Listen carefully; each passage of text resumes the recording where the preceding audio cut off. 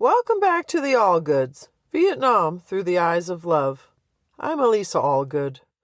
Today we have just one letter, written on August 30th, 1971, from my dad Dick to my mom Sarah. Now, it's not that my mom didn't write that day. I'm sure she did. We just don't have her letter in hand right now. It's either missing or tucked somewhere out of order in the box of letters that I'm still working through.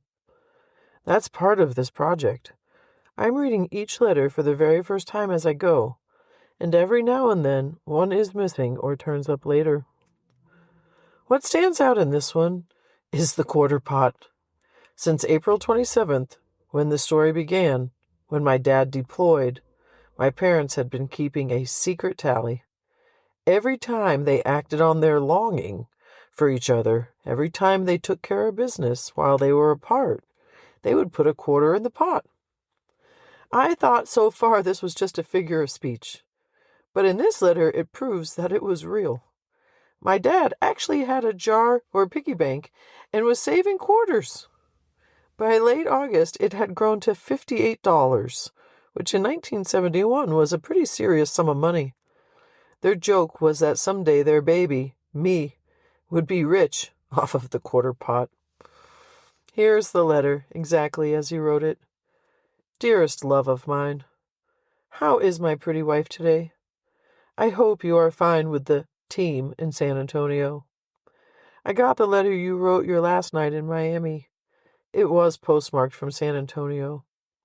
I hear you had a nice time in Miami. I am really glad for you. The vacation in Miami was good for you, as I know. Don't know if my loneliness is a full 4 times as great as yours, as Dick says, but you can bet it's lonely here. I love you, little chickadee. The chickie bank has $58 in it. That's not quite 2 times a day, but some days none, working conditions and all. And some days 3 or 4. I'll let you have the chickie money on R&R, okay? I love you so much. I got up about 8 a.m. today, came to the hooch, put a quarter in the pot, changed clothes, then went to the bank to get some Vietnamese money to pay the maids, and then to the detachment. Did about 2 hours of work, then had a sandwich and went to the movie. Saw Diary of a Mad Housewife. It was fair. Don't you worry. You'll never be a mad housewife. Okay? So then I took a nap, and now I am writing my love. Verl Diamond and I are going to the club tonight to eat steak. Big night out on the base. Ha! We have to get up and go on alert in the morning. I think I told you that we were working 24 hours on and 24 hours off. It will be that way for the next 7 days. Then 2 days off. I will be with my honey. I love you so. Your letters are so precious. We love so, so good. I am so happy that you are mine to love. I know that you are so happy. Hugs and kisses to you and our little one. Any luck on the tranquilizer for him? Ha! I love you with all of my heart, Sarah.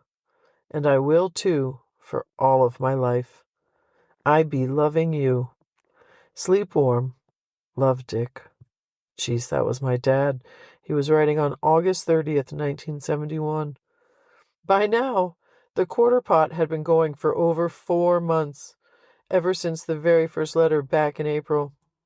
And it wasn't just talk.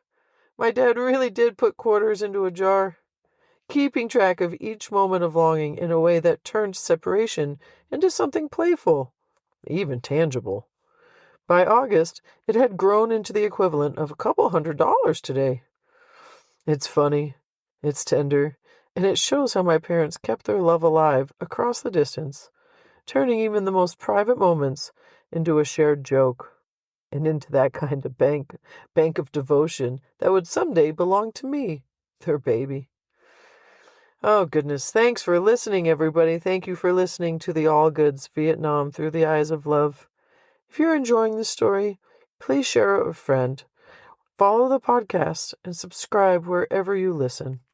See you next time.